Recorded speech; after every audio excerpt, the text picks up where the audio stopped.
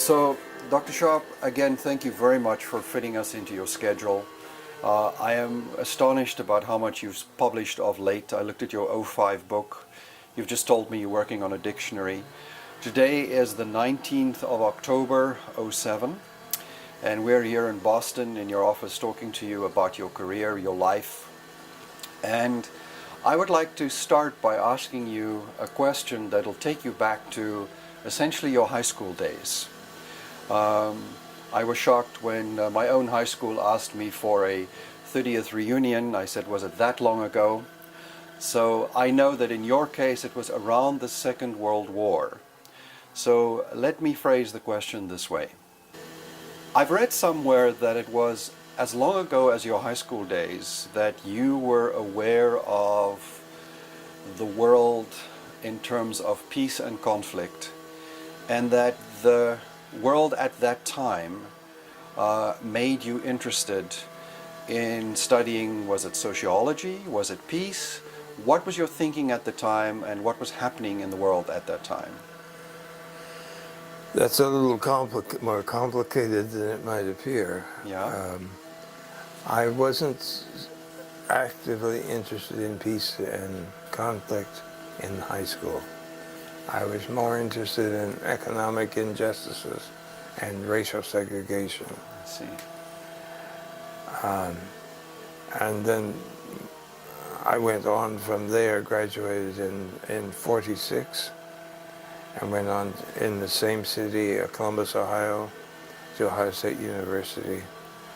And all through my undergraduate years, which were slightly less than 4 years, because I went to summer schools, I was uncertain what profession or occupation I should have, and I really didn't find one. Mm-hmm. I thought of working with the religious organizations, social justice, being a labor lawyer, and all kinds of things like that. Mm-hmm. But none of them seemed quite to match, so I majored in social sciences, Mm-hmm. which was the broadest category I could fit into. Mm-hmm. Mm-hmm. And toward the end of that, I received a kind of fellowship from the sociology department, Mm-hmm. and did a master's in sociology with a thesis on, quote, nonviolence, which is a phrase I don't like, Yeah. and as a sociological study. Mm-hmm. And that was my master's thesis. Give me a sense of which years we're talking about. That would be if I graduated from high school in '46. I got my BA in '49, Mm-hmm. and then in '51 I got my MA. Mm-hmm. So you graduated from high school the year after the Second World War ended. Yes. Was the war and what was happening in the world at that time, the beginning of the Cold War, did that play any role in your thinking, in your future, and what you wanted to study? Not directly. I was also concerned with, well, we knew there was an atomic bomb. Mm-hmm. We knew that wasn't a very good thing. Mm-hmm. We didn't yet have the hydrogen bomb. That was developed while we were there. I was introduced, I don't remember the origin exactly, but to the field of nonviolent action, so using nonviolent direct action against racial discrimination Mm-hmm. in Columbus, Ohio. Mm-hmm. We did lunch counter sit-in, Mm-hmm. for example, in lunch counter in Columbus, Ohio, in what must have been probably 49 or 50 or maybe even 48. Mm-hmm. And then that led into a study group on nonviolence. I read Richard Gregg's book, The Power of Nonviolence, which I thought was quite amazing, because he found there were 12 cases of nonviolent action in all of world history, and that was an amazing, huge number, which we now think is rather minuscule. Mm-hmm. And then I did the thesis, and I did not plan then to go on to further graduate studies, because I thought the subject matter that I was interested in was would not be acceptable. I think that was an error on my part in prejudging. But then I sort of, with my master's, I figured, well, now I'll go and do something in the real world in terms of action and helping people to organize. And so I left Columbus and went originally to East Harlem in New York, which is not only part of Harlem, but it was a heavily Puerto Rican area at the time. And I was very concerned about the conditions in Puerto Rico at that time also. Why did you think that as an area of social study that would not be acceptable? I don't know. And I may have misjudged. But nobody was doing that kind of thing. Mm-hmm. I thought it was so unorthodox mm-hmm. that it just wouldn't be viable. And mm-hmm. probably also I thought I knew most of what I needed to know at that time. Being young. Oh, yes. So, if I understand correctly, it wasn't the violence of the Second World War, nor perhaps the atomic bomb, but social justice in America that led you to most of your work. Well, we were aware of the problems of social justice elsewhere in the world. Mm-hmm. European colonialism was still rampant mm-hmm. and still powerful, and the mm-hmm. colonial independence movements were very strong. Mm-hmm. And South Africa was something we were aware of, but weren't involved in doing much or anything about it. Came later. Mm-hmm. But it was social justice issues more than anything else. I would think so, but my early writings, including to my draft board, did not mention purely the question of war and violence, mm-hmm. but also the question of totalitarianism, because mm-hmm. we were just learning a lot, or I was learning a lot that I did not know before about the Nazi regime. Mm-hmm. The Stalin regime was still omnipotent, mm-hmm. you know, and I recognized that as a very serious problem, which had to be addressed, and not just the violence of war. Mm-hmm. You mentioned your draft board. Say more about that. I, faced with the alternatives at the time, I became a conscientious objector and took a very extreme position in that I should not be cooperating with that, not even though I could get a conscientious objector exemption, which was really not an issue. I could, mm-hmm. but I concluded I should not be participating in the system and saying, okay, well, you let me out and you take somebody else. Mm-hmm. So what year are we talking about now? That is probably, that's 52, 53. Korean War? That's the period. That was going on, but that wasn't the instigation. That wasn't the cause of the concern. All right. So I would really like to know, you studied then as a sociology master's student? Yes. What made you choose sociology? Instead of political science? Yes, because you ended they up offered there. me a fellowship. Okay. And that fit. That's all right. I had a lot of Yeah. sociology courses already. Mm-hmm. But you ended up being a political scientist. Is that how you would frame yourself today? No, I wouldn't, unless that's the job that's open. Mm-hmm. When I was teaching at Southeastern Massachusetts University, mm-hmm. which is now the University of Massachusetts, Dartmouth, mm-hmm. I was a professor of both sociology and political science. Okay. And because before, when I had applied to one, they would say, well, you belong somewhere else. Okay. And so was the other place, and they would back and forth. So I say, well, if I belong both places, that's what I should be. Okay. That's the position I should have. So, but there was a big gap in there mm-hmm. of easily 10 years. Okay. I want you to fill that gap for me by asking this. This is a huge question, and I'm a very patient man. I have lots of, I don't even have to say film, lots of digital camera around here and lots of time. So could you give me sort of the trajectory of the journey that you made? When you left Ohio, when you left your master's degree in sociology, up to today, How would you tell that story? And that's a long gap. It's a long gap. First of all, I went to New York, Hmm.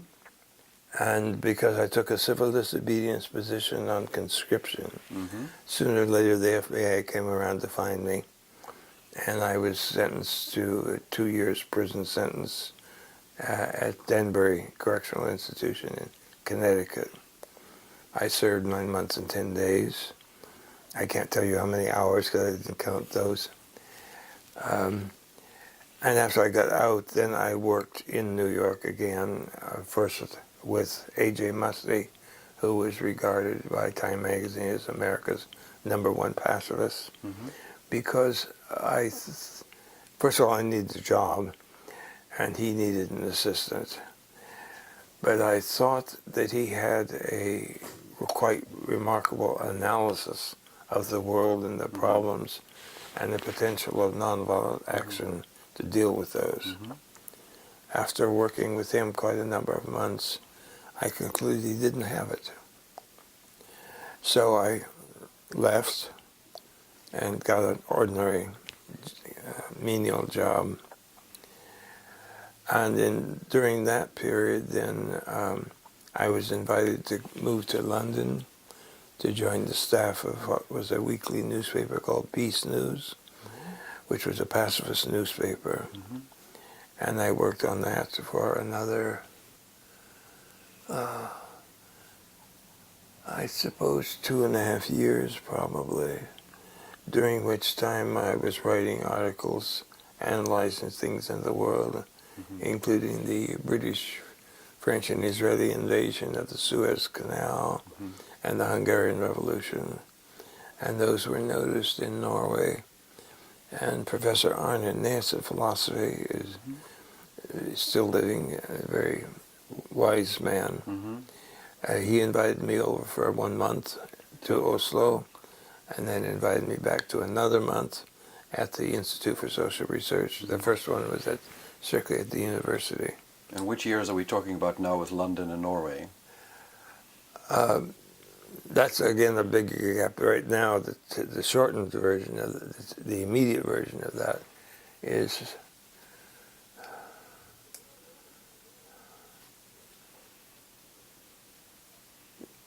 that had to have been 53, 54 Okay. into maybe a little bit of 55. And because I was in London 2 1-month periods, then I was brought, from London I was in, I corrected myself, from London I was in Norway 2 1-month periods, separated, and then brought back to the Institute for Social Research, which was an independent institution. And then I was there 50, I think, I'm not reliable on dates, we have to look things up, from 55, 56, 57 in London. As a peace journalist. Yes. Hmm. And I then was invited to stay at the Institute for Social Research, and they gave me a full stipend for a year, after which I had to try to help raise my own money, which is always a bit of a problem. And so I was there focusing on studies of nonviolent action, things that were initially were pieces of study of the nature of this type of action. But not the whole thing. There were pieces like lists of methods, and trying to find this theory of power. Where does the power of governments and dictatorships come from?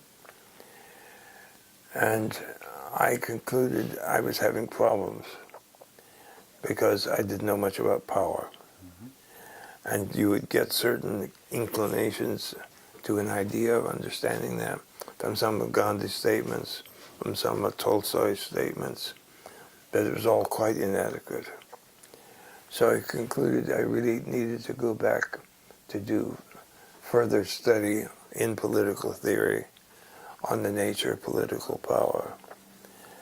And so, rather unexpectedly, I got admitted to St. Catherine's College. I was in St. Catherine's Society, which meant they didn't have their own buildings. Mm-hmm. And later on, Alan Bullock, the biographer of Hitler, was the master Mm-hmm. of St. Catherine's. And we're now in the 60s? We're at the beginning of 60.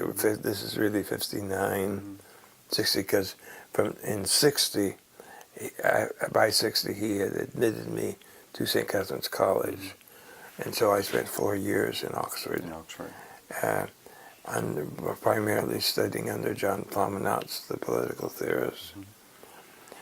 And there's where I did all my basic study on the nature of political power, which is became the basis of the chapter in The Politics of Nonviolent Action, and also a chapter, which was really the second half, on in the book Social Power and Political Freedom.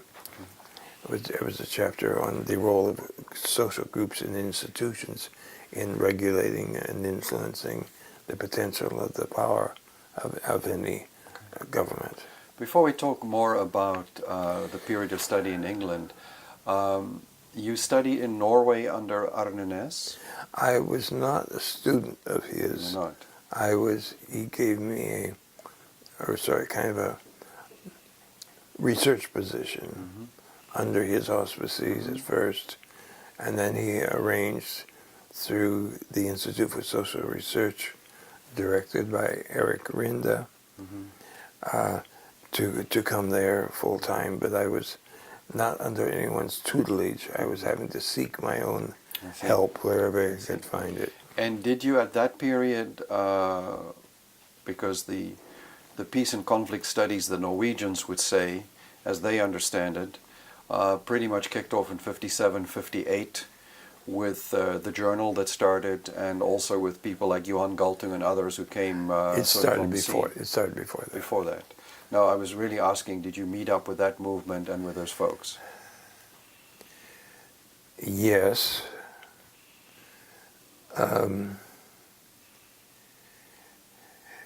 Before that, there was the work that Arne Næss had done in trying to open up Gandhi's theories and analysis to social science examination.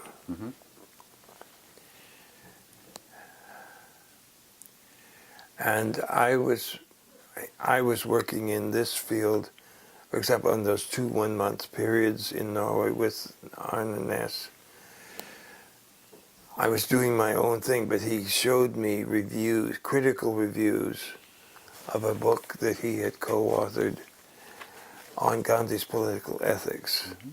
And some of the reviews it had received, especially critical reviews, the same of, despite their lack of apparent ignoring their own history of the Norwegian resistance. Saying, of course, this wouldn't work against totalitarianism, which, of course, they had done to prove that it did. And there was a plan for a research program on Gandhi's political program and ideas.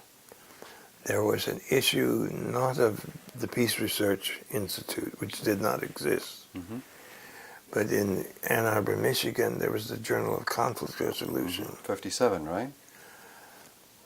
I'm not good on precise dates. I believe that's when it started, but that's besides the point. I'm sorry. Well, this was not the first issue. This was probably about maybe the third issue. And there was a special issue that you can find in the library somewhere of the Journal of Conflict Resolution, or I had an article in it, on what you can find from my published, on the types of nonviolence. But I was at that time including in nonviolence as a generic term, which I really don't like today, both belief systems in ethical and religious nonviolence and nonviolent action practiced for pragmatic reasons, figuring it was all the same. And so that article, there was one article of maybe 5 or 6 articles in this special issue of the Journal of Conflict Resolution, which announced that this was the beginning of a new program. I was brought back to be what they called, I thought it was only a Norwegian word, but it's an English language word also, anchorman, to sort of hold that development together. But they brought in someone else later to take charge of this program. And that program and that plan was essentially, I don't want to go into names because I don't want to start calling names. But that program was dumped. The nonviolent action, the Gandhi orientation, that was dumped. We're talking about Norway now. In Norway. Yeah. And they broadened it out to a generalized peace research program. Under whose leadership? I really don't want to get into names Okay. here. I'm trying to be friendly to people, Okay. not for what happened many years ago. All right. And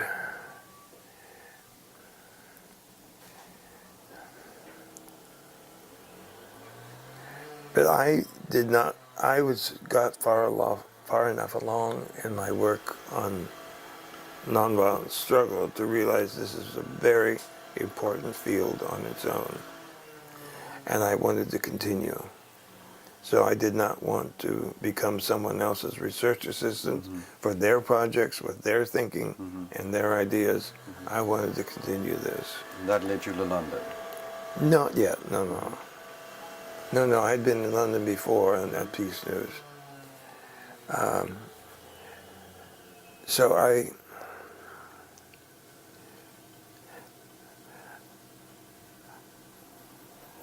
that's when I could stay on as an independent scholar within the Institute for Social Research and continue my research. And I did not become part of the founding of the Peace Research Institute in Oslo. I see. As I did that, and then that's where I was doing some of my earlier studies on Gandhi, not my first, because I had done my first book on Gandhi that was published in India called Gandhi Wields the Weapon of Moral Power. I did that before the prison time. I completed that book, of which you have a sample copy up here.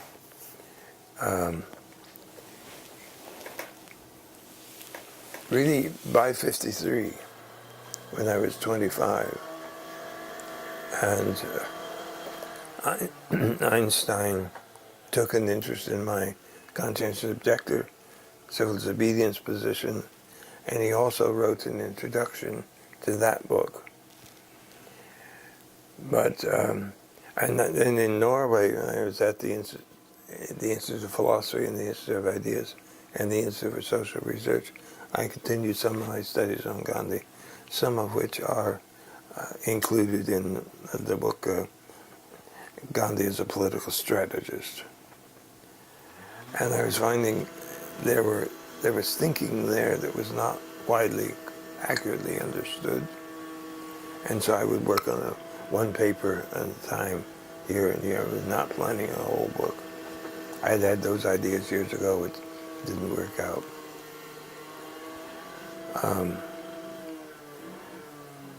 And so I tried, first of all, to go to London School of Economics, but they had a requirement you have to apply for that, a position there to be admitted as a doctoral student.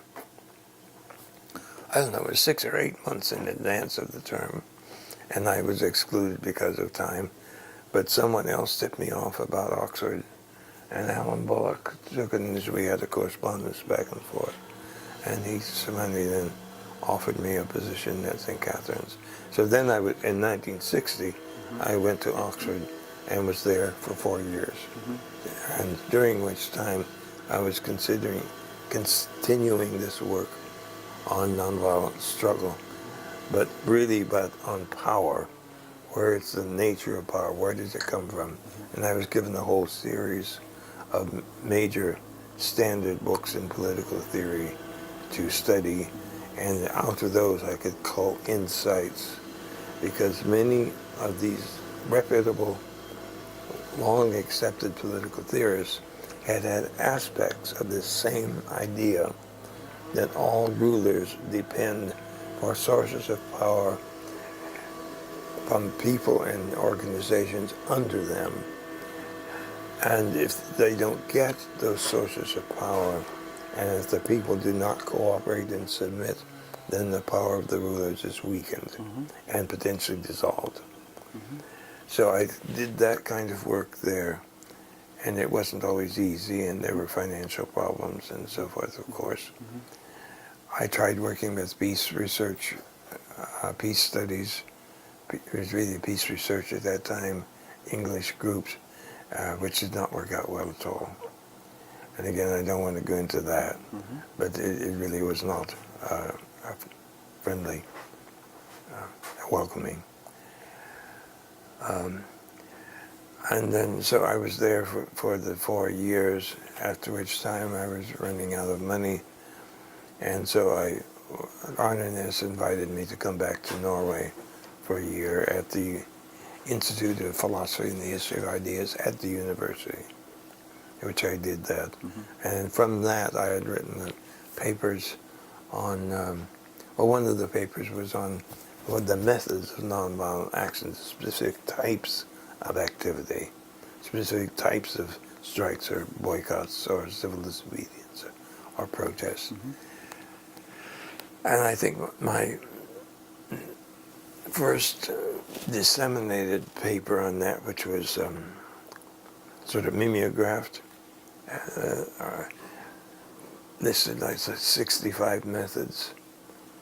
In the politics, I think I have 198 or something like that, and that's not complete.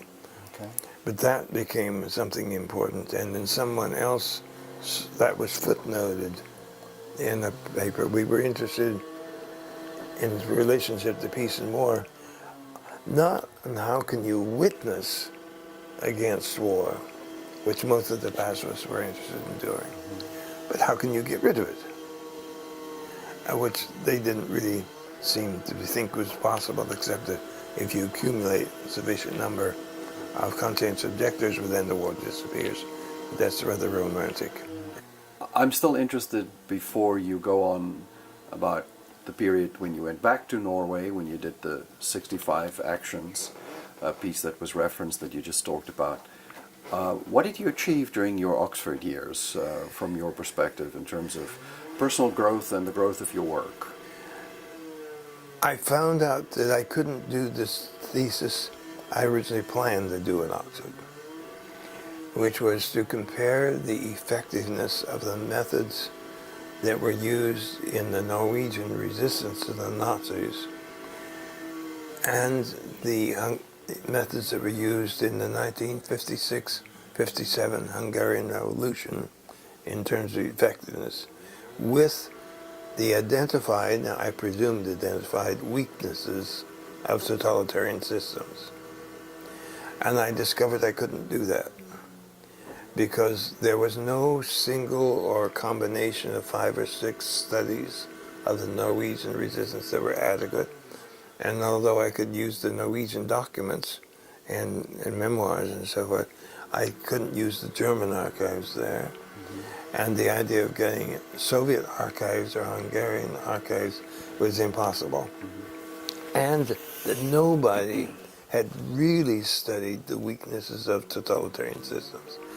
Karl Deutsch was the best. Probably there were others, David Reisman and others, had said there are weaknesses, but there's no detailed study of them.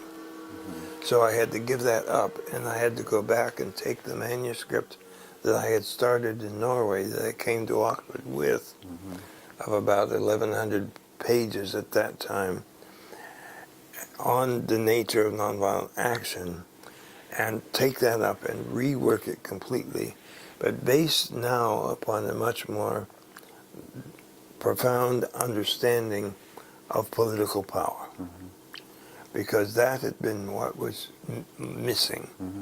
And I knew that that's why I went to Oxford, to get that.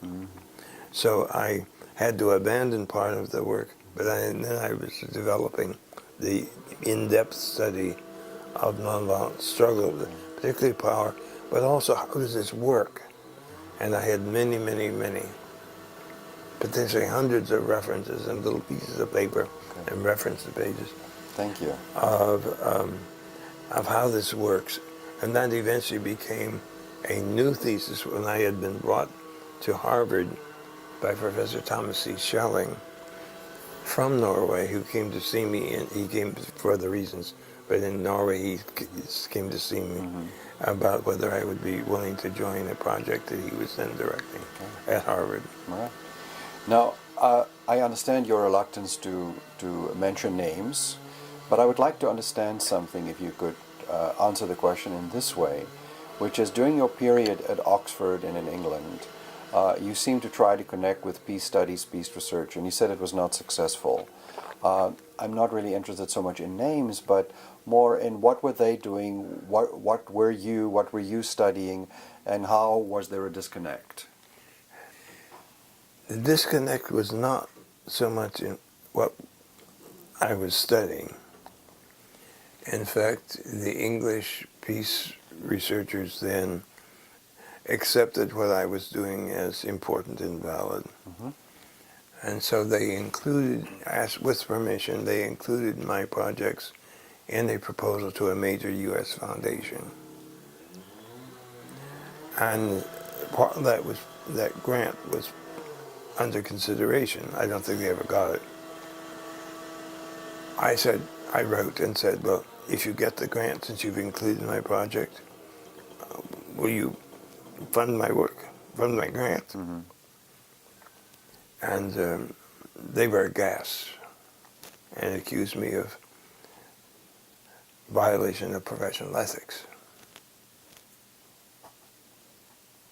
which I thought kind of ridiculous. And that's cut that cooperation pretty completely. I see.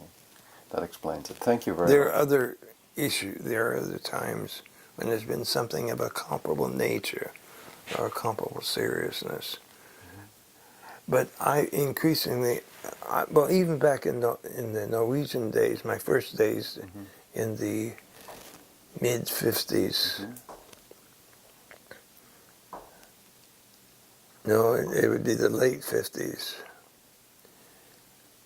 like 56, 57, 58, 59, sometimes during that period. When I was with peace research people, Theodore, what's his name, Lentz, and his wife came there, and we were all friendly and talked. And they were interested in peace research. Okay, that's fine. But what peace research? We were friendly, and I was, peace research, that's fine.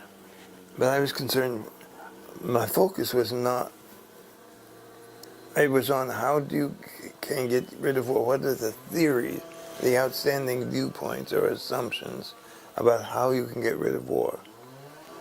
And there were a variety of these. You know, the Marxists all had, well, you change the economic system. The pacifists had certain views. The World Federalists had another view, you just needed a super government and stuff like that. And there was quite a number of these, from which many kinds of research projects would have been possible on any one of those. So I said, why don't we identify what are the major conceptions of how war can be eliminated? Examine what are their assumptions, and then examine are those assumptions valid. And by that we should be minimally able to reduce the hypotheses about eliminating war down to a handful. And then those could be examined to find out which one or two or three of those might be most fruitful for investigation. Nobody was interested in that. In contrast, what were the peace studies people doing?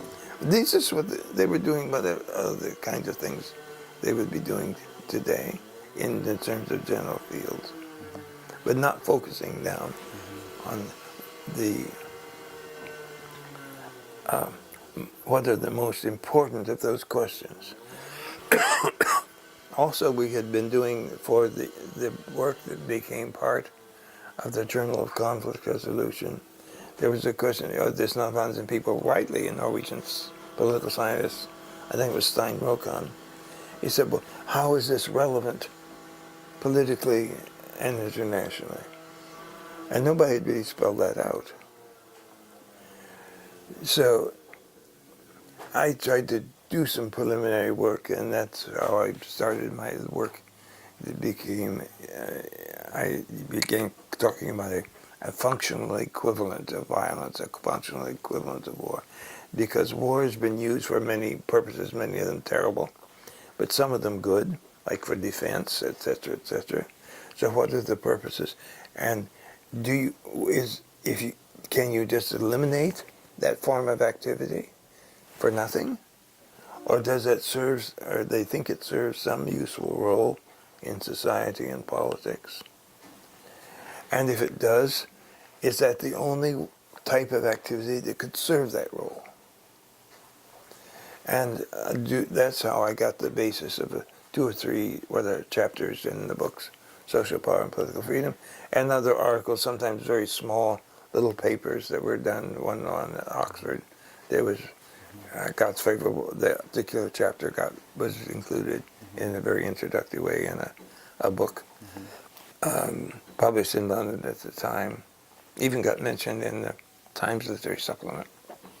So post Oxford, you went back briefly to Norway, where you wrote, among other things, the 65 Nonviolent Actions. No, I had already done that. But it was published there, I thought. I was expanding that. That was a piece in a work in progress always. So take me on this journey post Oxford towards back to Norway and eventually back to the U.S. Yes. I was continuing my work at the Institute for Philosophy and the Use of Ideas. I was doing some teaching assistant work there at the Institute. And Tom Schelling, Professor Thomas C. Schelling, he had read some of my things and was quite taken by them. He found it a very cold, analytical examination of the nature of this technique, which appealed to him very much. It wasn't the emotional thing, it wasn't this wonderful and good, but exactly what happens. And so he brought me to Harvard at the Center for International Affairs.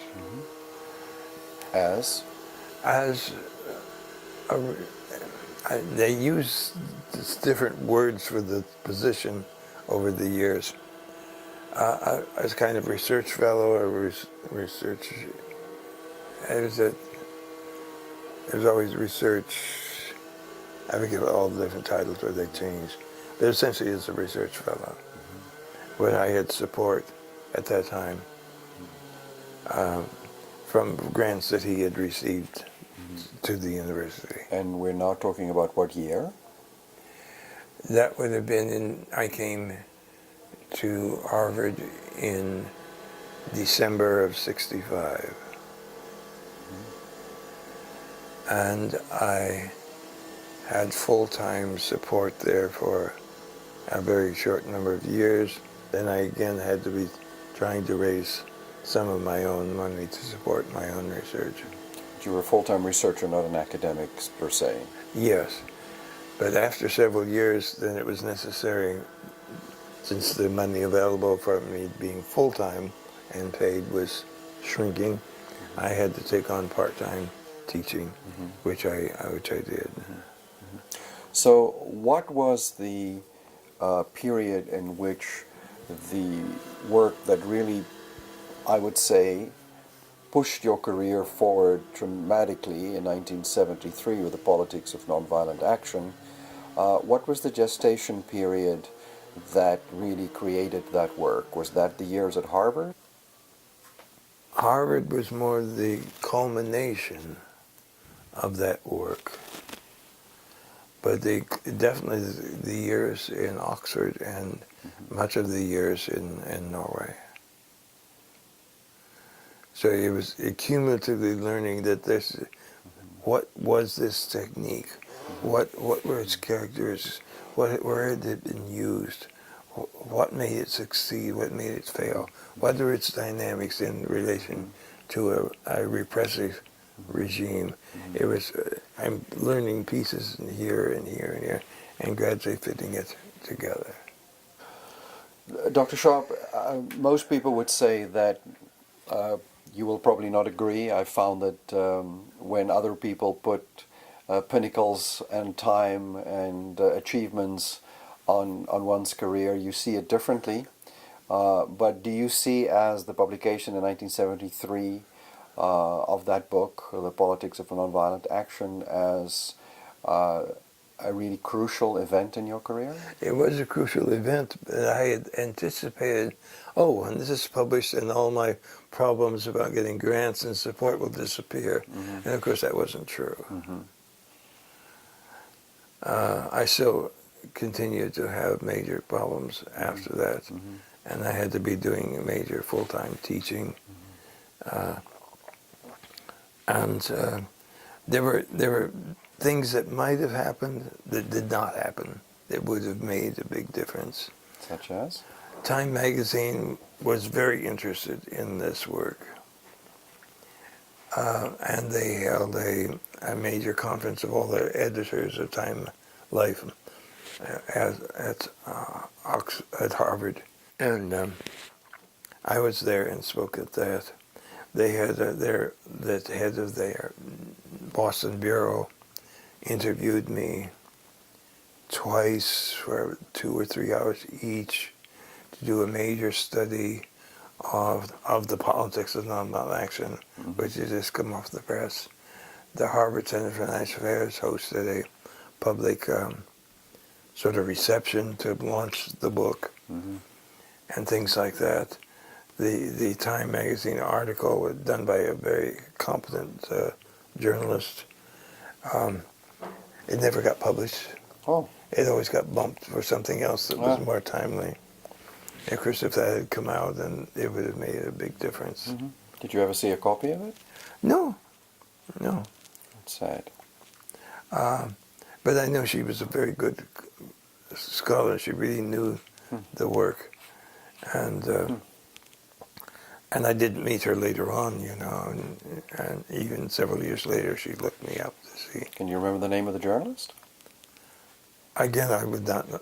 I'm asking because it would be interesting to go and ask Time, perhaps, if that exists. Oh, I'm sure it wouldn't.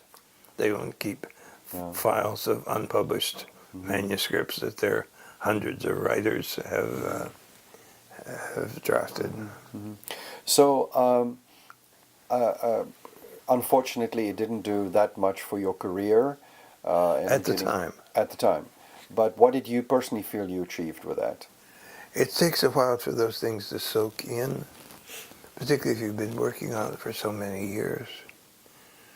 Because it's very hard to say when I first started working on that the politics was a product of a cumulative product of many years of work and thinking and experience and study and formulation of drafts and so forth. At least 15 years, probably closer to well over 20. And its impact? Could you have foreseen the impact that it eventually Now had? it has grown. It's probably the study that I'm most proud of and satisfied with. But that in turn made possible a whole series of other explorations of the potential of nonviolent means, some of which related to concrete problems like national defense. So in August of '64, we could hold a major academic, international, by invitation only, small conference at Oxford on the nature of what we then called civilian defense. I now call it civilian-based defense, to avoid certain confusion. We could examine how this is relevant to planning, so that if a country is invaded, it will be very, very difficult to rule it, and therefore it might not be invaded at all, or it does, you're prepared with further defense, or how to block coup d'etat, for example, how to formulate this kind of resistance to undermine existing dictatorships. Hence the book of mine, which has become more famous than the politics, From Dictatorship to Democracy, which has its own history, and we have a document on that history, which if you don't have it, we can get it for you. And it's made possible the spreading of the knowledge in many, many countries now, that there are alternatives to both violence and submission, that you can fight and fight effectively if you do it by knowing what you're doing and how to do it skillfully. In '05, you published a book that sort of put your career together, if I understand it correctly. But Well, you're talking about waging nonviolent struggle. yes. I had good help on that, particularly from Joshua Paulson, who authored a number of the case histories that are in it, but also in general advice. And that drew upon all this other work, but much of it in a much more condensed way. But then, where, apart from new cases, it revealed that nonviolent struggle was not something peculiar, like India and Gandhi and so forth and so on, but would say worldwide phenomenon. So we talked about '73 and we jumped to '05. What happened in between? I was teaching full time. I eventually at Southeastern Massachusetts University, which is now the University of Massachusetts Dartmouth. I taught also full time or part time at several universities and colleges in the Boston area.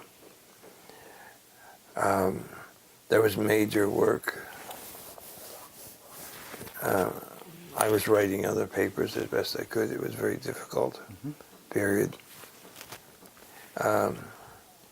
Because I had Southeastern Massachusetts University is 65 miles south of Boston, and I would drive down and back in the same day, a minimum of 2, and sometimes as much as 5 days a week. It didn't leave a lot of time for other things. I tried to get grants for funding research as best I could. I was kept on at Harvard in a research position, contrary to their rules to limit such nonsense, for almost 30 years.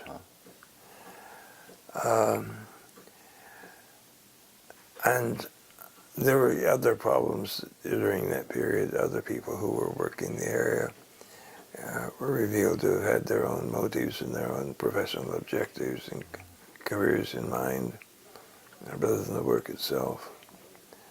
So some things were kind of disappointing. I gather from what you're saying, and maybe you will tell me that this is not a fair assumption, that other than the normal sort of professional jealousies and institutional problems that one has in any career, that people working in the peace and conflict field don't always work together. Of course not. So what's new? or they do, if temporarily it's for they think it's for their interests. Other people have been very supportive and very cooperative and very helpful. You mentioned along the way a couple of names. I believe you mentioned Morton Deutsch. You mentioned Tom Schelling. You didn't mention J. David Singer. I just wondered, who were people who were doing interesting work while you were doing yours? Who influenced you? Who were you aware of?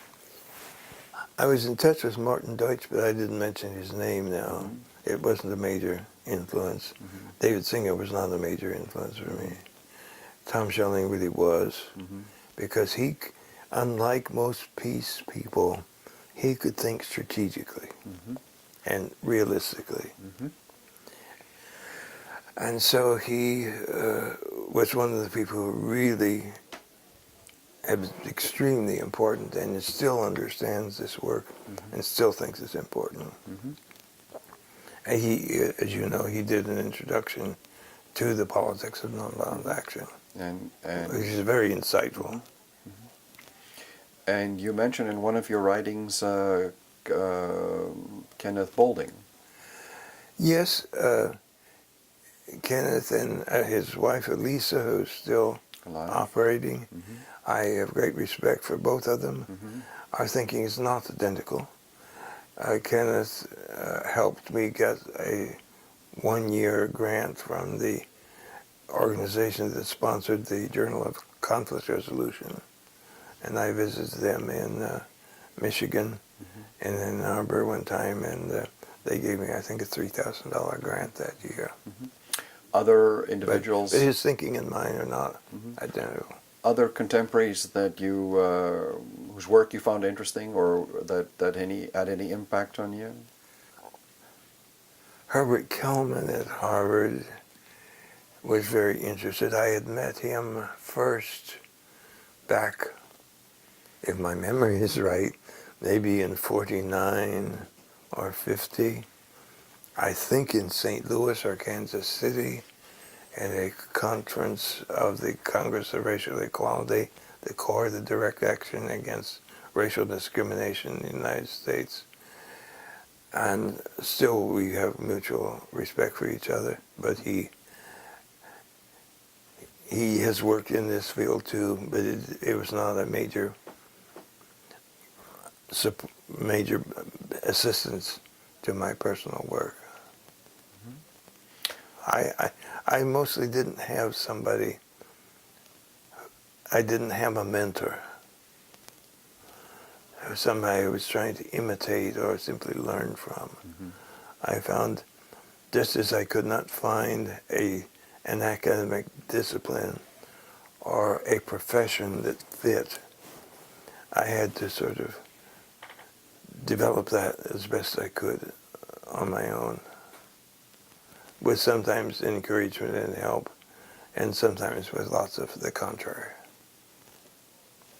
The question also for me would be, which thinkers, previous literature, from whatever field, really was instrumental in some of your thinking? There's a whole series of those, but there's no single one that stands out above everything else, except Gandhi. Not Gandhi, it was Mahatma, which off the record I think is really not the best way to identify him, but as a political thinker.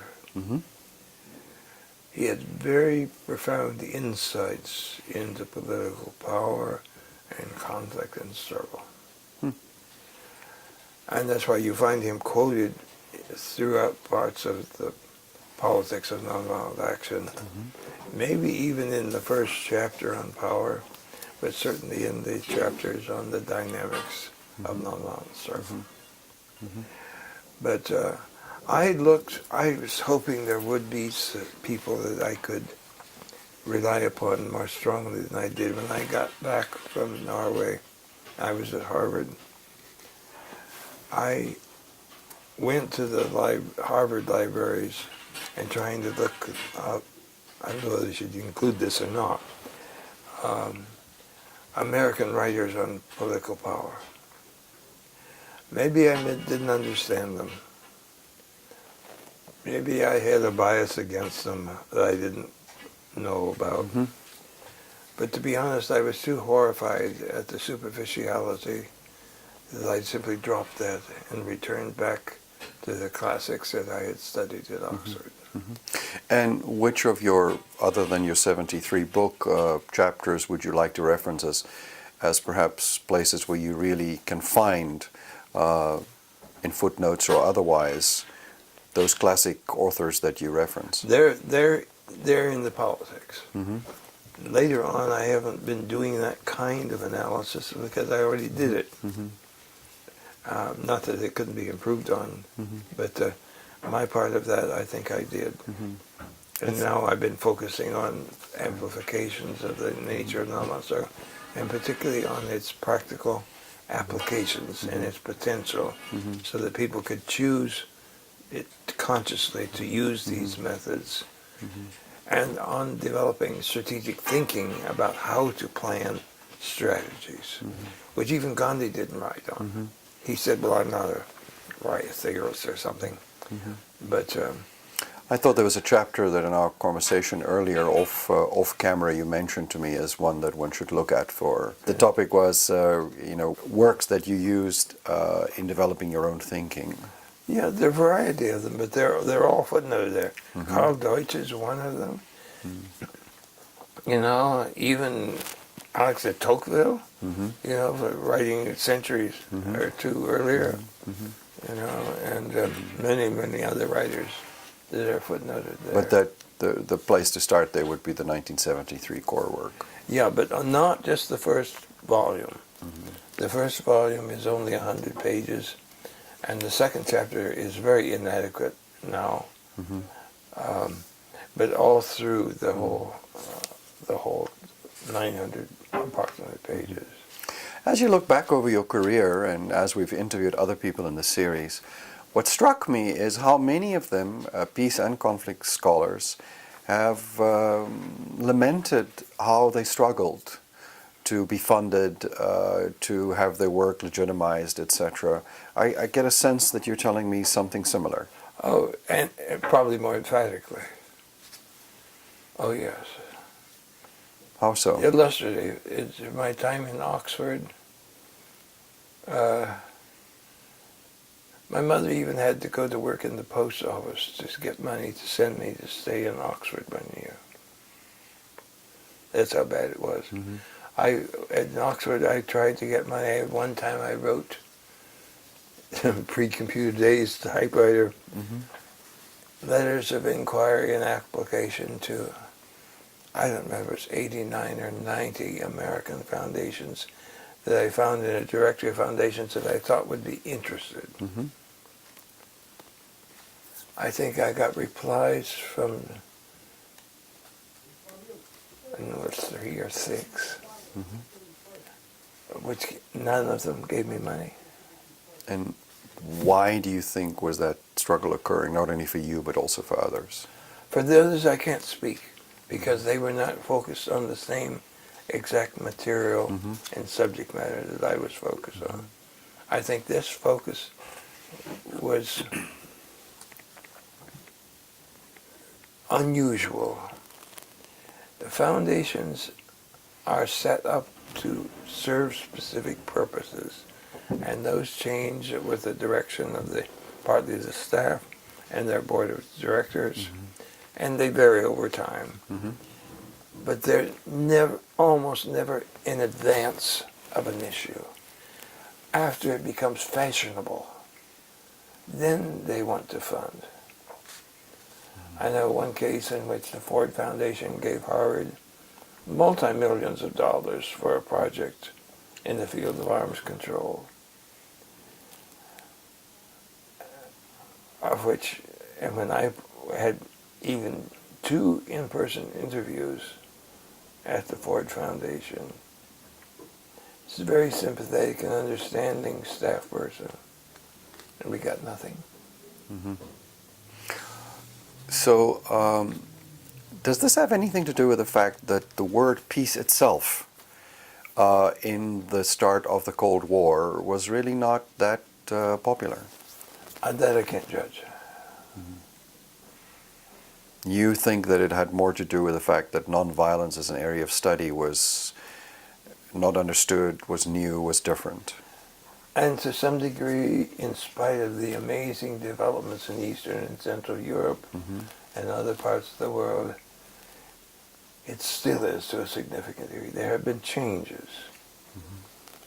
For example, just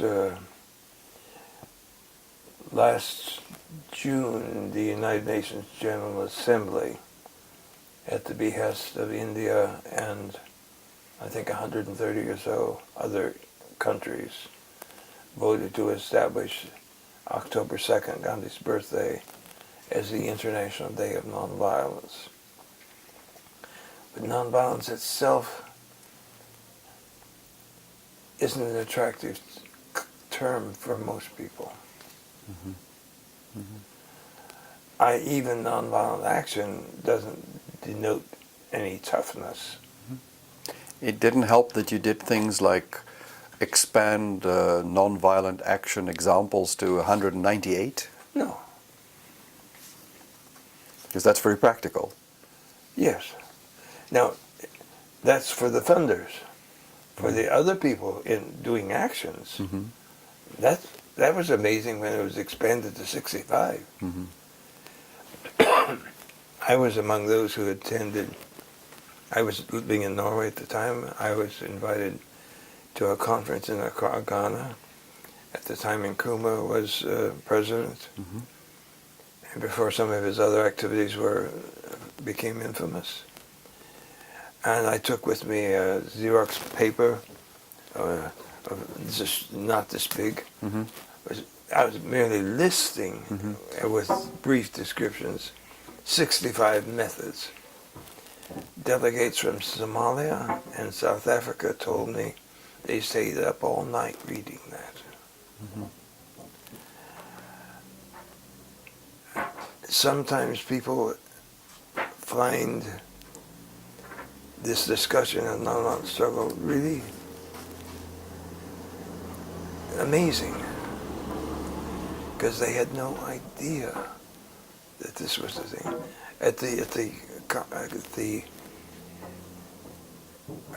Was it 3 weeks ago when we were at October 2nd, when we were at the United Nations for the launching of this first annual International Day of Nonviolence.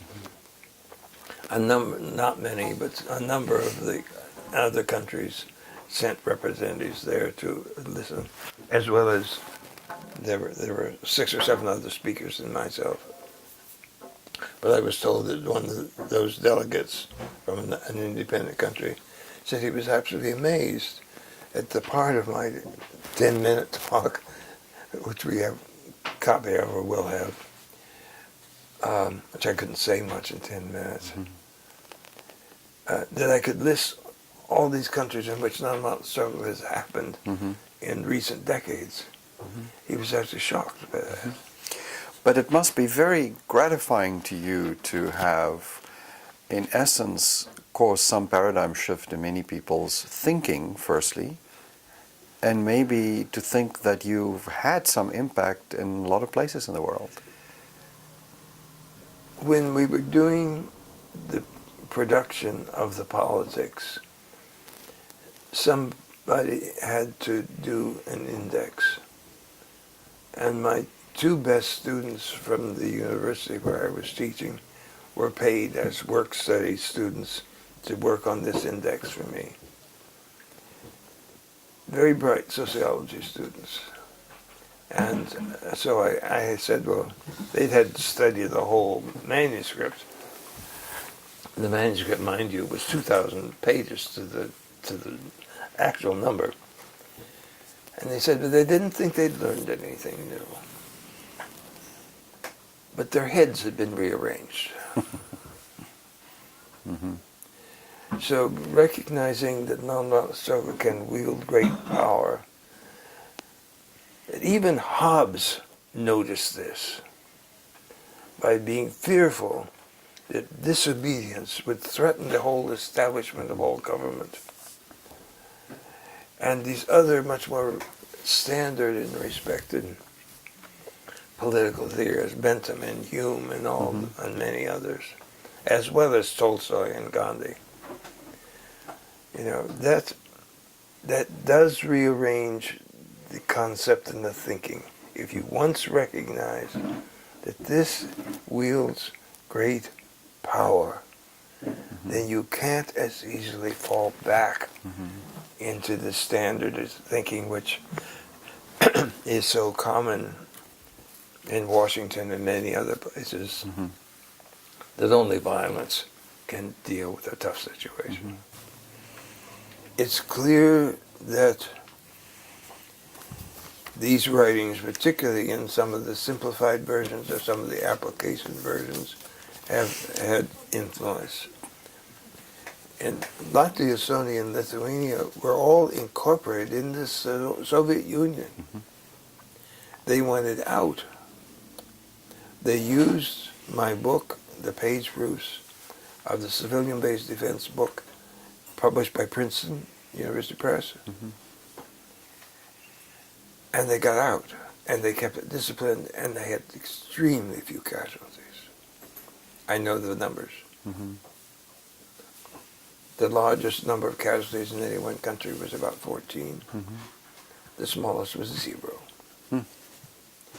This kind of struggle is being studied for its potential for undermining dictatorships.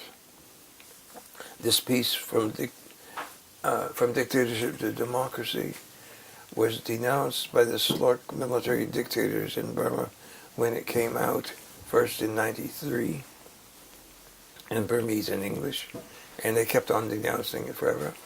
As recently as, I think, 2 years ago, Jamila may have the exact date, several, I'm not sure of the exact number, but at least 8 Burmese were sentenced to prison for 7 years each, merely for having a copy of that. We're under a vicious attack by a number of people. Not Hugo Chavez in Venezuela is only one of them. Some of them, he's mild compared to some of them. Making up total lies against us. Because there are people in the world who do not want ordinary people to learn how they can struggle, that they can liberate themselves nonviolently. So clearly your work has had impact, but hard to qualify, hard to quantify. I mean, you mentioned Lithuania, the Soviet Union. In some of the writings about you, people mentioned Poland. We had almost nothing to do with Poland. Really? No.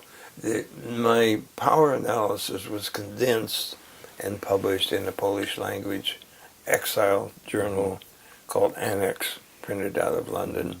But we really had nothing to do. We can claim no merit So for from your perspective, what could you claim in terms of places or cases where some of your work had some impact or was used? I don't try to collect that information as probably I should have. We are always understaffed. Even when we had lots of money, we were understaffed.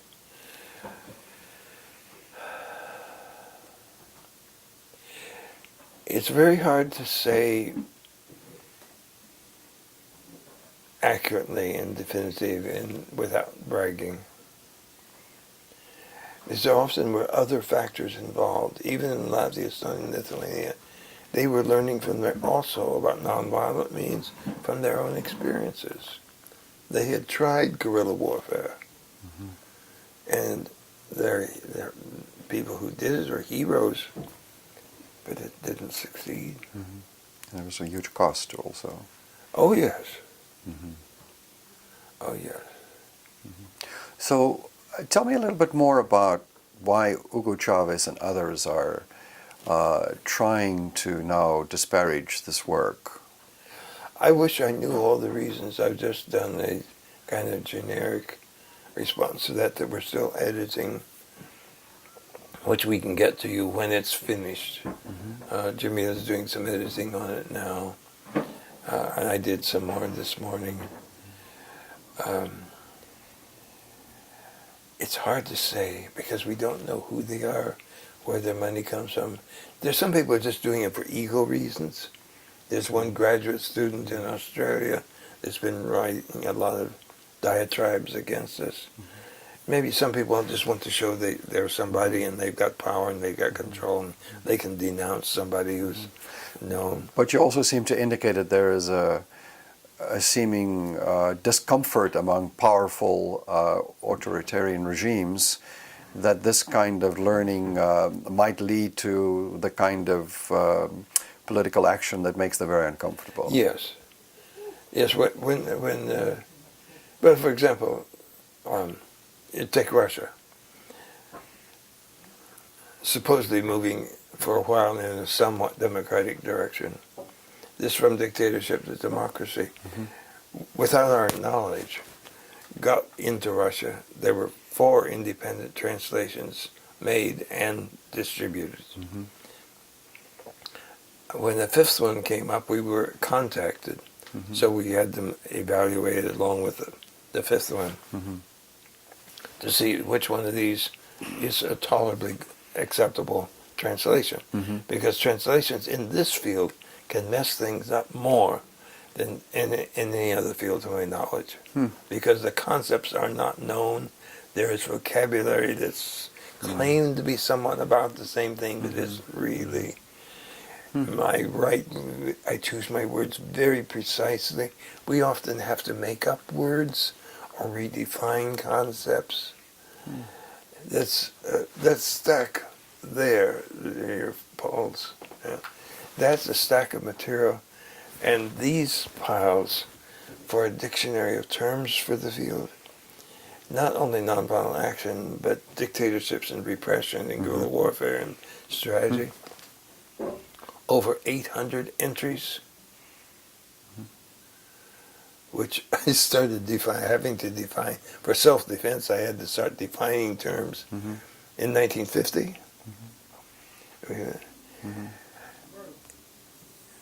But I mean, most languages don't have the vocabulary that we've built up used in our various glossaries over the years. And this means that the translations are difficult, but also if you can get the ideas conveyed into these other languages, of which there are now that many, 27, and so that we know of, frequently don't know. That makes regimes very uncomfortable. Why did you choose to make your next project a dictionary of the field? Because without clear concepts and clear terminology, you can't communicate accurately. But this isn't something, again, that I sort of decided, let's do a dictionary. After I was doing this bit by bit, even in my master's thesis, particularly on the methods, the types of principled or ethical nonviolence. That was 1950-51. And then there was something there. And then in doing the politics of nonviolent action, which went through 3 totally different manuscripts, each of which, or several of which, the last 2 of which at least,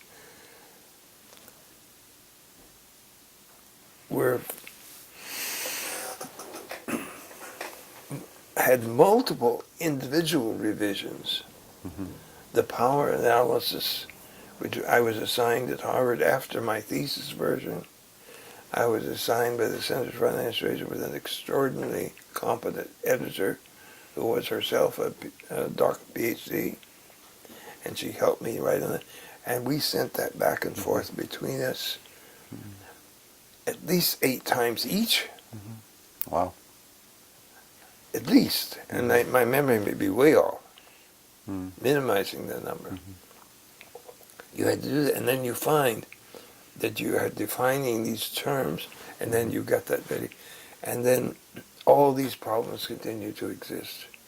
If you're going to develop a plan for using this kind of resistance for, say, defending against foreign aggression or undermining coup d'etat, what's your language for how to convey the different possible ways of doing that? And the terms often didn't exist. I suppose translating that will be quite an effort too. It'll be a dangerous effort.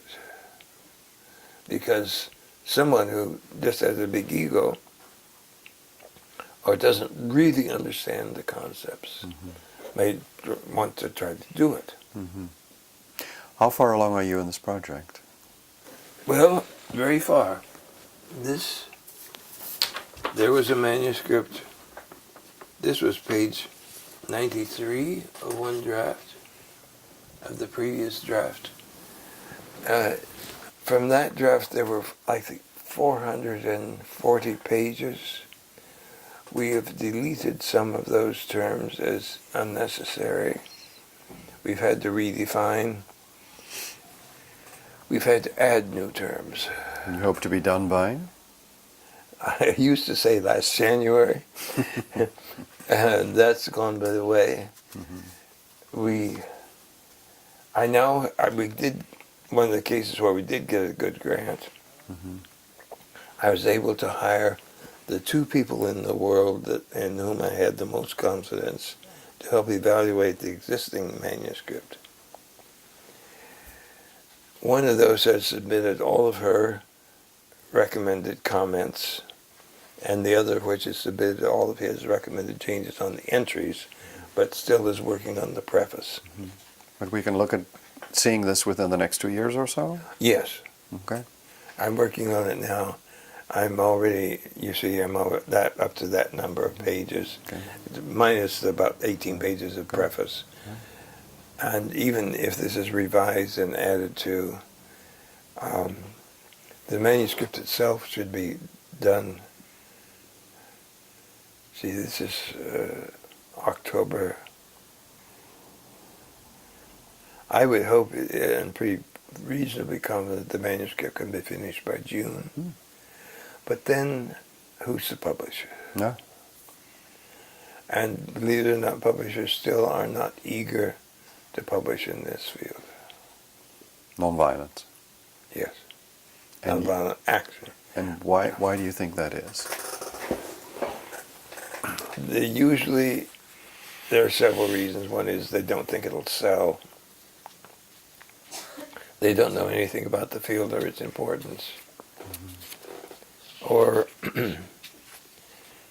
they have certain rules, particularly about reprinting a book that is appeared years ago. This is new. They have certain rules against that. We have a 600 or 700 page book on the American nonviolent struggle for independence. It was published, sold. We had to waste money to get it printed. It sold out. That publishers decided not to print it again, and now we're having trouble getting it reissued again. Even it's the most remarkable and scholarly book on the struggles between 1765 and 1775 that really resulted in at least 9 or 10 of the colonies achieving de facto independence from British rule. I would like, Dr. Sharp, to play devil's advocate just for a moment with you and to say that, you know, the military regime in Burma has been around for a long time. Yes. And people have seemingly been using your work for a long time. And I can hear the skeptics say, so, Sharp, if this stuff was so good, why is it not ending that conflict? Well, I'm not in touch with the Burmese situation recently very much.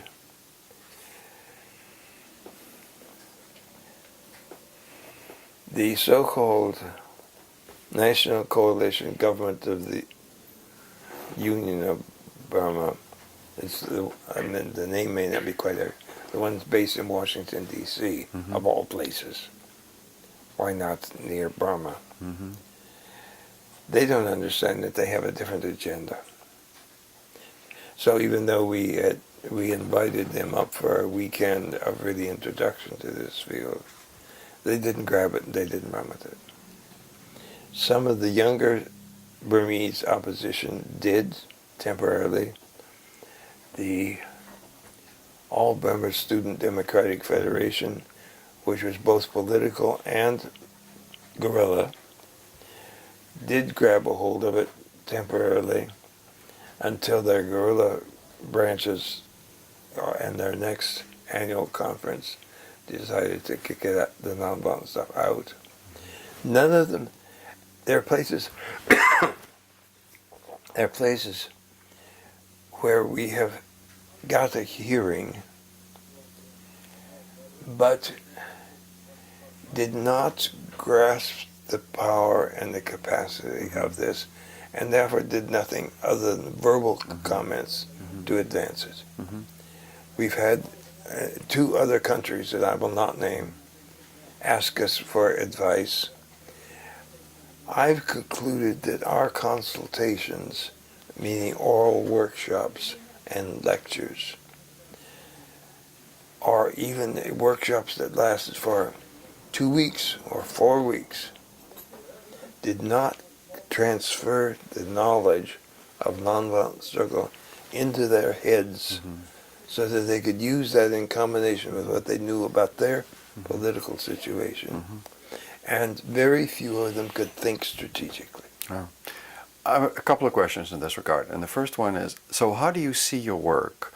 In some ways, when I listen to you talk, I feel, again, your skeptics might say, is this a form of activism, and are you intervening in other people's countries, etc., etc., and should you be doing that?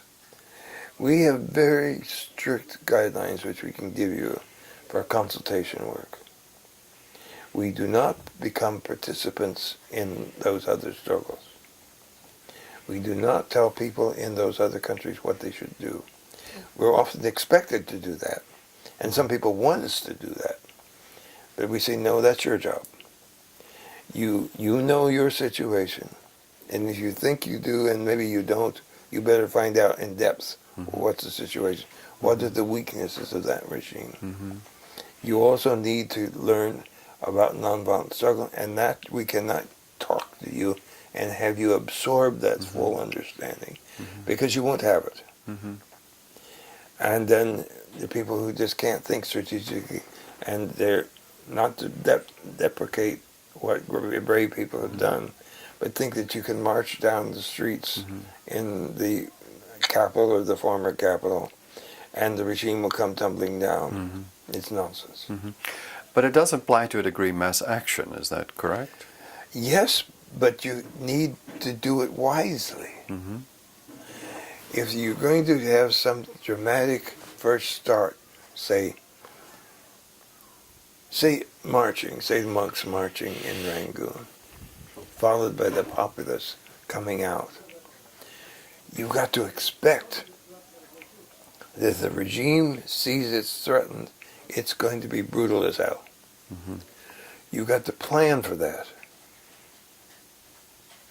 You have to anticipate that and know what can you do then.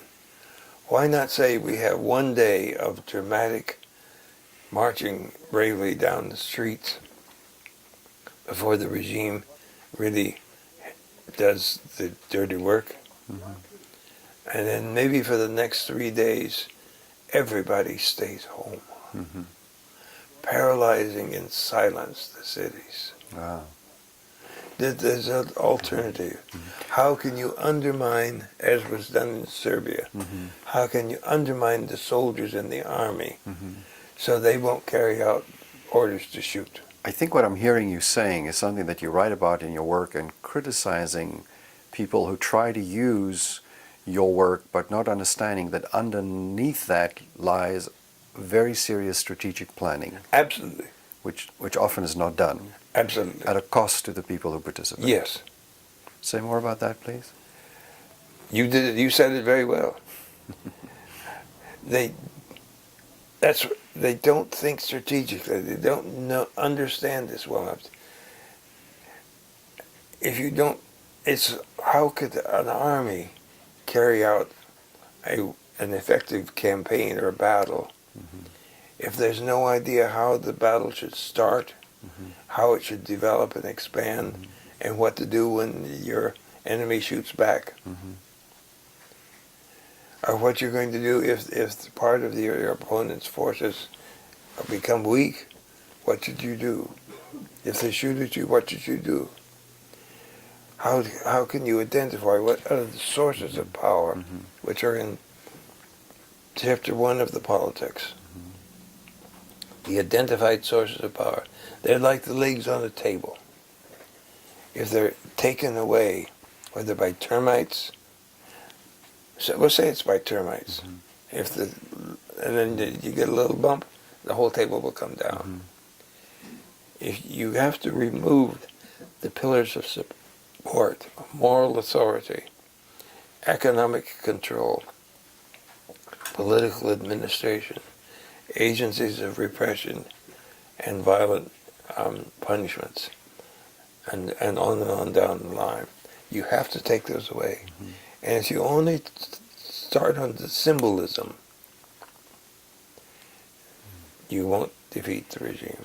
So nonviolence is a form of strategic action, just similar to the way that military regimes or authoritarian regimes or people that use violence use it as a form of waging a battle against people, just so you would say that nonviolence is a way of action that needs planning and needs serious thinking. Absolutely, plus, plus, plus. And I would, in those situations, I would not use the term nonviolence. But that's merely the absence of something. That's why, very inadequately, I've been using the term nonviolent struggle. Struggle. But Or even action. that is action. I have used also. Okay. I think struggle is probably wiser. But most people don't understand that. They think if only we don't use violence, then we're using nonviolent action and nonviolence. And that's not true. Okay. I would venture to argue that your study on power in relation to nonviolence has been really crucial to your work. Is that fair to say? Absolutely. And how do you think you've shifted the debate or the discussion on that? I don't know. People don't always tell me. No, we have no time or energy for investigations. But the core of what you argue there is that power is something that's given to authority and that can be taken away. Yes. And It's how more complicated, but that's it. Yes. So tell me a little bit, what is it then that makes it so crucial for understanding power in terms of nonviolent struggle? Because the way you can identify those sources of power, but the way you can take them away is through nonviolent struggle. And not all of them at once. You know, you have to undermine the moral authority or legitimacy. There's certain types of activities you can engage in that contribute to that. And obviously in economic control, then labor strikes and economic boycotts and etc. If it's the military themselves and the reliability of the soldiers, who may be conscript soldiers, may not want to be there in the first place. How you can make the police unreliable. How there's specific activities. In some cases, this is exactly what has happened.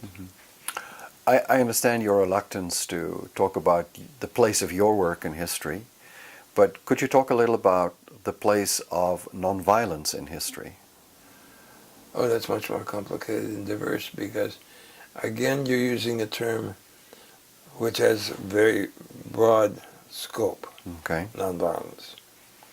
So I absolutely couldn't. Okay.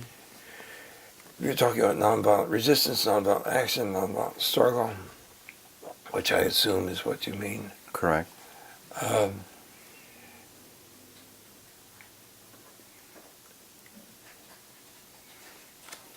That has played a far more significant role than people have imagined in the past. I mentioned the American colonial revolution, the nonviolent struggles for the 10-year period, 3 separate, very sophisticated campaigns. The undermining of the Tsarist regime in Russia was by these means. The Bolsheviks had almost nothing to do with it. They were in to grab the spoils after the regime had already been destroyed. Many, many other cases require a basic reassessment of this history of their own countries.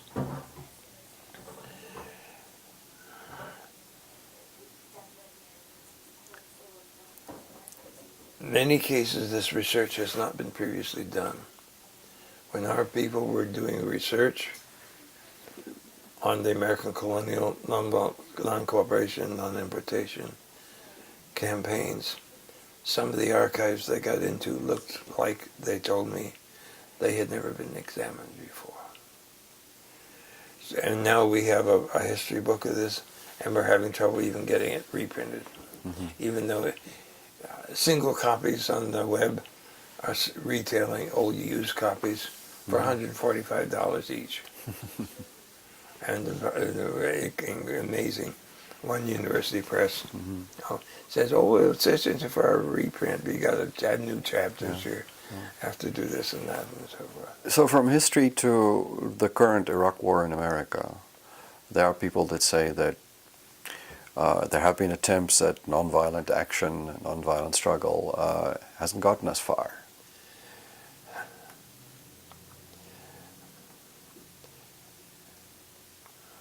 After you mess up a situation by invasion and military occupation,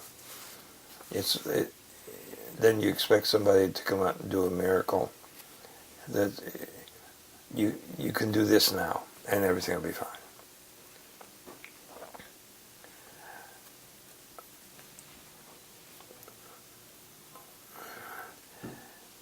If anyone in the White House had been calculating if their motive, assuming they had good motives, sorry,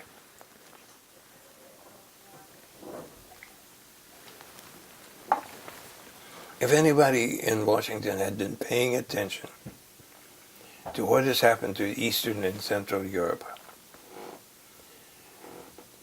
these countries, Latvia, Estonia, Lithuania, Poland, East Germany, Czechoslovakia, the minimum, were all under totalitarian rule for decades.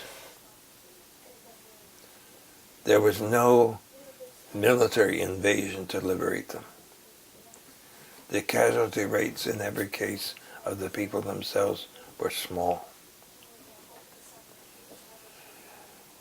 Somebody might have said, well, if that could happen with Soviet troops already there, often with the imported Soviet populations settled in those countries, with the other history of Arab countries and Muslim nonviolent struggle there, couldn't that be used as a model for helping get rid of Saddam Hussein? Apparently no. Nobody knew. Nobody paid any attention. So what are we supposed to do then? This, from dictatorship to democracy, is a generic analysis of what people can do. That's why some governments ban it.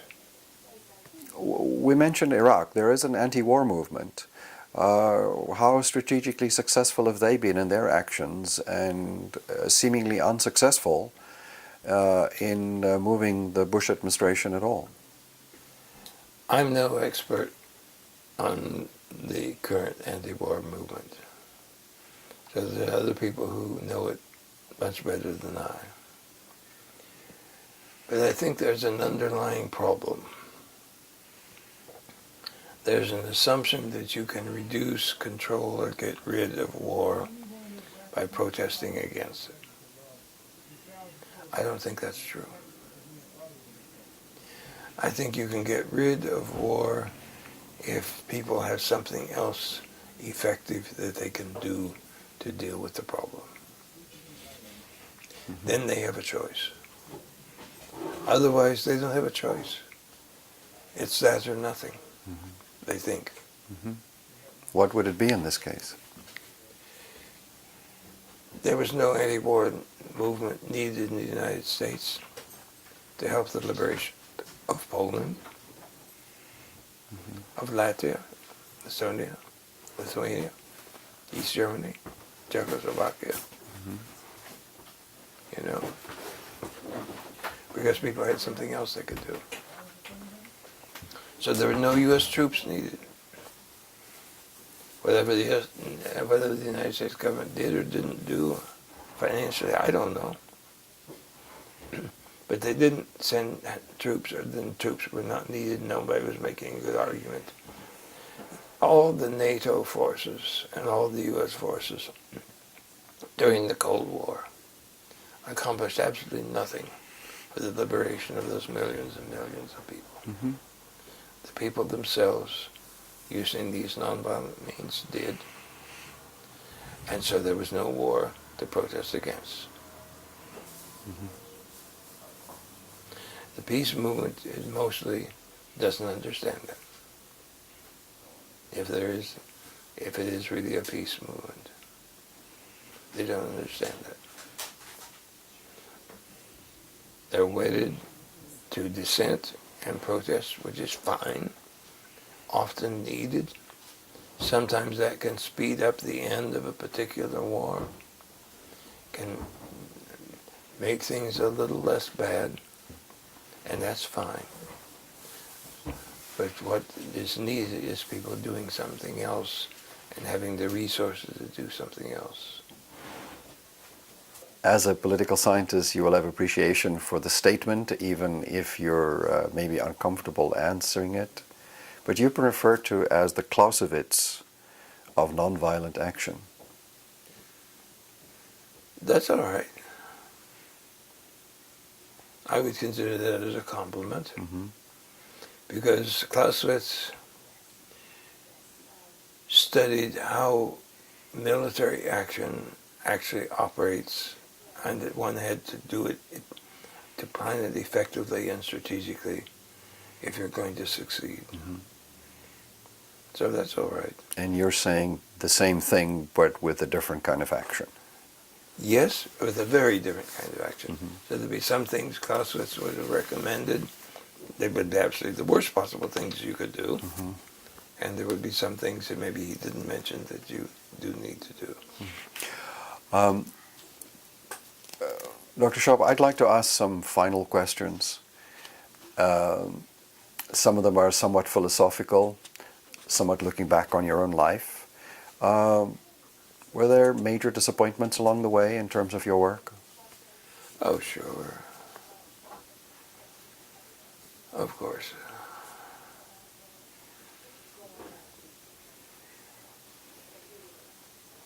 I would like to have been able to work more speedily, that there wouldn't have been so many delays, that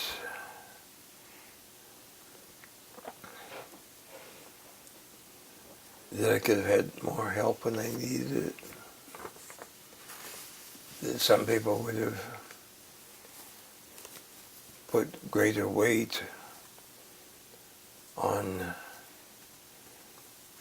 the potential usefulness of this kind of work instead of how they could try to control it for their own reasons.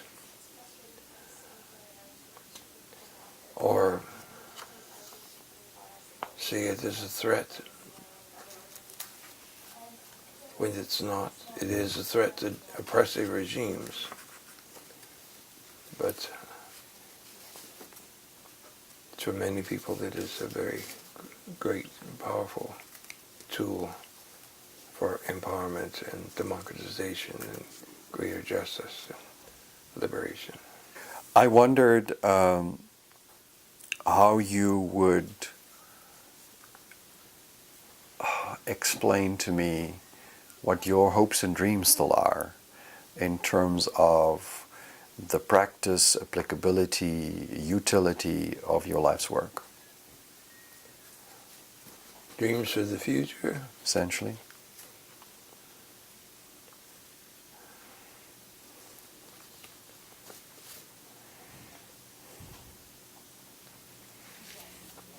I don't know. As I approach the end of the work, there's some things I still want done. I hope that these, getting the terminology and the concepts done, that this is major. Mm-hmm.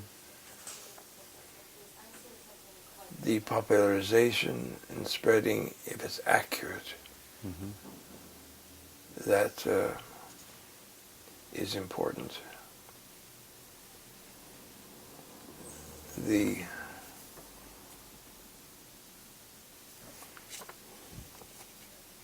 Our efforts to establish an institutional base for the future work have been greatly frustrated and impeded in a way which has made our work and that of the people like Juliana much more difficult. I wish those things hadn't happened. But in spite of that, it's my understanding that your phone still rings all the time. People want to know about you haven't this. heard it ring once this morning. It doesn't ring all the time, but you never know quite who's going to be there when it does ring.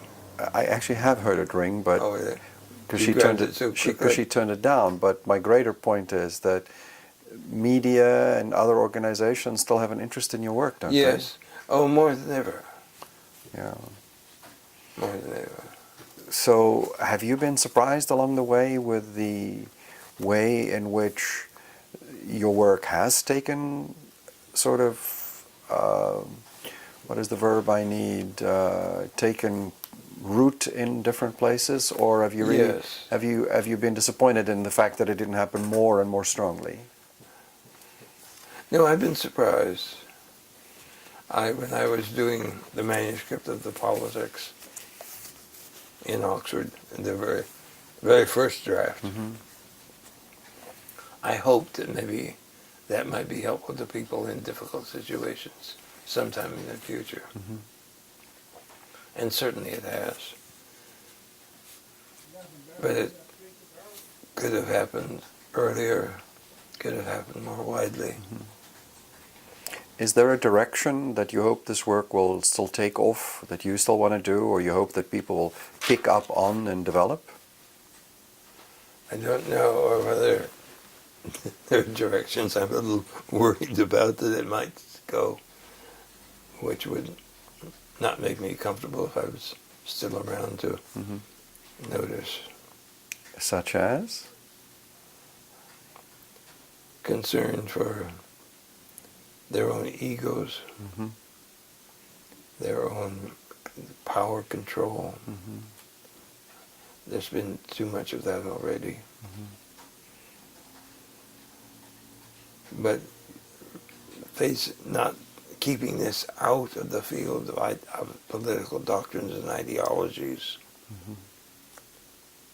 is very important. That's one thing we have done in our consulting policy. Helps to back up. But there's still that pressure. Did you study the Algerian, is it fair to call it, revolution under the French? Not in depth. I was struck by the fact that today the transformation in that country hasn't really occurred. That there are now people who are standing up against the people who stood up against the authoritarian regime, i.e. the French. So have you been disappointed in any way in people using your tools of political action, of nonviolent action, who then turned out to become oppressors themselves? No, not surprised, because sometimes people come into the position of president or dictator or something like that. But you will have only, you can't expect too much in one huge step. And people often think that once you have a major movement and it appears to succeed, then everything's going to be fine forever. And that, of course, isn't true. You have other problems you have to deal with, both currently and in the future. I'd like to end with a question which is going to sound negative, but I don't think it is, which is, how do you respond to people who say that, as much as I'm sympathetic to the notions that you've spent your life's work on, Unfortunately, we're all dreamers to think that that's going to work and that people will really use them and put them in place. Well, they need to wake up to reality. People already have been using these means for decades and centuries, and it appears to be accelerating. And new people are exploring these options, and that's happening. So denying the reality is not a very sound realpolitik. Dr. Sharp, other than the dictionary saying that I want to end on a positive note, are there other things that you still hope to write about, to develop? After this, I have an essay I wrote maybe 10 years ago, was published in our newsletter, called The Structural Approach to Human Rights. And we brought together about 6 or 7 major participants in human rights work for discussing that. And we have their recorded and transcribed comments on that. I want to get that available. That's going to take some work yet. Because the analysis there is that whatever other types of activity for human rights are done and important, the biggest violations of human rights are conducted by certain types of governments. And therefore, instead of working primarily on a particular issue or saving a particular group of people, you have to figure out how to change those governments so that those violations aren't conducted by the same crowd and the same political machine as before. You will forgive me for saying this, but on the plane this morning, my colleague Paul Snodgrass and I looked at your birth date, and I said, you're about to have another big milestone, and you're at least 10 years beyond the age that most people retire. Oh, yes. But it's not in your future. No. You're going to continue this work. As best I can. Well, again, thank you very much for I talking do take to us. vacations. You do. Mexico, I believe. Yes, usually. And thank you very much for talking to us today. Well, thanks for your thoughtfulness and your fantastic preparation for the discussion. Thank you.